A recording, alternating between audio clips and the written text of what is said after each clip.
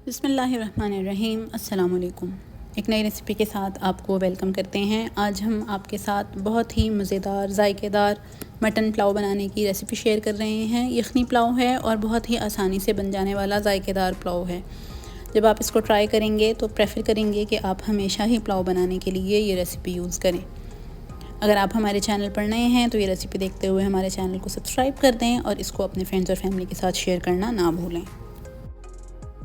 यखनी पुलाव बनाने के लिए पहले इसकी यखनी तैयार कर लेंगे, जिसके लिए मैंने 750 ग्राम गोश्त लिया है और मैंने इसको एक दफ़ा उबाल के पानी जो है वो फेंक दिया था गोश्त का। आप चाहें तो ये स्टेप करें, वरना इसकी ज़रूरत नहीं है। अब इसमें कुछ खड़े मसाले शामिल किए हैं, जिसमें 1 खाने का चम्मच लेवल करके सफ़ेद ज़ीरा है, 3 से 4 तेज़ पत्ते हैं, 2 बड़ी इलायचियाँ हैं, 2 से 3 छोटी स्टिक्स हैं दालचीनी की, 2 बादियान के फूल हैं, 15 से 20 काली मिर्चें हैं और 8 से 10 लौंग हैं। ये सारा खड़ा मसाला इसमें शामिल कर देंगे।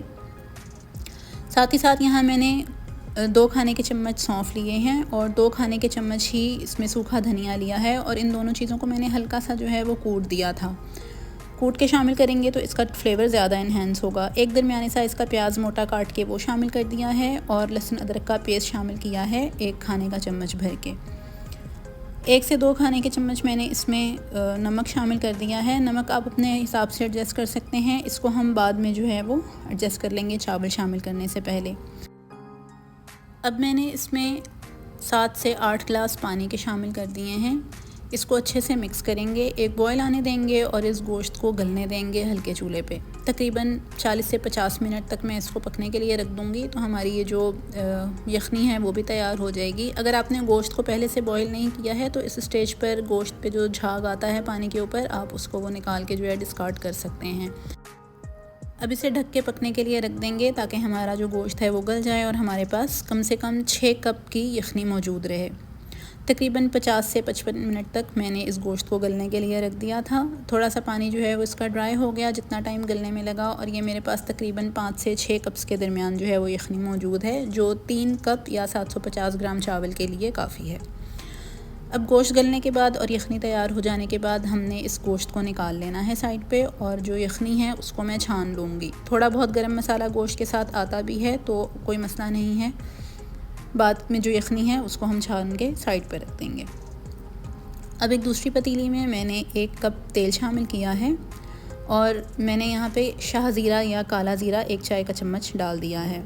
एक दरमियाने साइज़ का प्याज लिया था और उसको स्लाइस में कट कर दिया। अब इस प्याज को हमें इतना फ्राई करना है कि लाइट गोल्डन हो जाए। अच्छा खूबसूरत गोल्डन कलर आएगा तो आपका जो पुलाव है वो भी अच्छे खूबसूरत कलर का बनकर तैयार होगा। यखनी में मैंने सफ़ेद ज़ीरा शामिल किया था और इस स्टेज पर मैंने इसमें शाह ज़ीरा शामिल किया है। अब आप देख सकते हैं कि प्याज जो है वो अच्छा खूबसूरत गोल्डन ब्राउन हो गया है। तो यहाँ मैंने थोड़े से पानी के साथ 1 खाने का चम्मच लहसुन अदरक का मिक्स करके डाला है। चूल्हा इस स्टेज पर मैंने हल्का कर दिया था। अब मैंने इसमें कुछ मसाले शामिल किए हैं, जिसमें 1 चाय का चम्मच लाल मिर्च, नमक, पिसी काली मिर्च और पिसा गरम मसाला शामिल है। नमक और मिर्चें आप अपने हिसाब से एडजस्ट कर सकते हैं। इसको अच्छे से 1 से 2 मिनट भूनेंगे मसाले को, और जब पानी ड्राई हो जाएगा, ऑयल ऊपर आ जाएगा, तो जो गोश्त हमने निकाल के रखा था वो गोश्त इस मसाले में शामिल कर देंगे। गोश्त के साथ ही मैंने 2 दरमियाने साइज़ के टमाटर लिए थे, वो इसमें शामिल कर दिए। इसको एक दफ़ा अच्छे से मिक्स करेंगे, चूल्हे को हल्का रहने देंगे, और अच्छे से मिक्स करने के बाद मैंने यहाँ पे आधा कप दही लिया था, उसे अच्छे तरीके से फेंट लिया था और फेंटा हुआ दही मैंने इसमें शामिल कर दिया।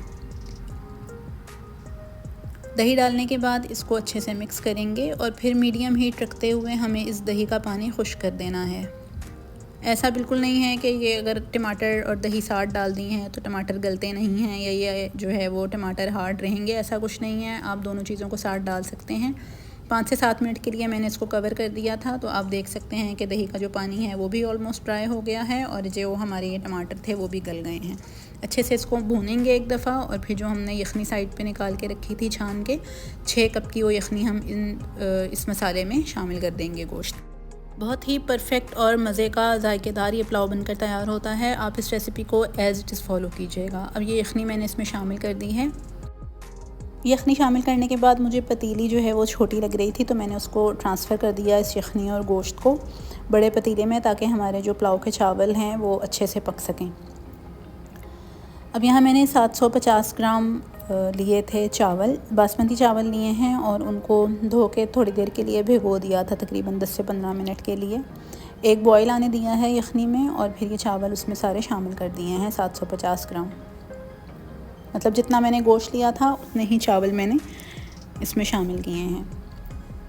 2 से 3 हरी मिर्चें इस स्टेज पर शामिल करेंगे और यहीं इसी स्टेज पर हमें नमक चेक कर लेना है। अगर आपको नमक कम लगे तो आप इसमें नमक जो है वो एडजस्ट कर सकते हैं इस स्टेज पर, लेकिन मैंने नमक चेक किया था तो बिल्कुल परफेक्ट नमक था। अब तेज़ चूल्हा रखते हुए हल्का हल्का सा इसको हिलाते हुए जो चावलों का पानी है यखनी का वो हम ड्राई कर लेंगे और फिर इसको दम पे रख देंगे। बिल्कुल लास्ट में मैंने इसके ऊपर हल्का सा जर्दे का कलर शामिल किया है, ऑप्शनल है, आप जर्दा कलर डालना चाहते हैं तो डालें वरना आप इसको स्किप कर सकते हैं। 5 से 7 मिनट तक तेज़ चूल्हे पे मैंने इसको दम दिया है और फिर 15 मिनट मैंने इसका चूल्हा जो है वो हल्का करके दम पे रख दिया था पुलाव को। तो ये बेहतरीन मज़ेदार खुशबूदार और जायकेदार पुलाव बनकर बिल्कुल तैयार है। आप इस रेसिपी को एक दफ़ा ट्राई ज़रूर कीजिएगा, हमें अपने फ़ीडबैक से आगाह कीजिएगा और इस रेसिपी को शेयर करना बिल्कुल ना भूलिएगा। उम्मीद है ये रेसिपी आपको अच्छी लगेगी। अल्लाह ताला हमारे और आपके रिज़्क़ में बहुत ज़्यादा बरकतें रहमतें अता फ़रमाए। मज़ीद नई रेसिपीज़ के साथ हाज़िर होंगे, तब तक के लिए अल्लाह हाफ़िज़।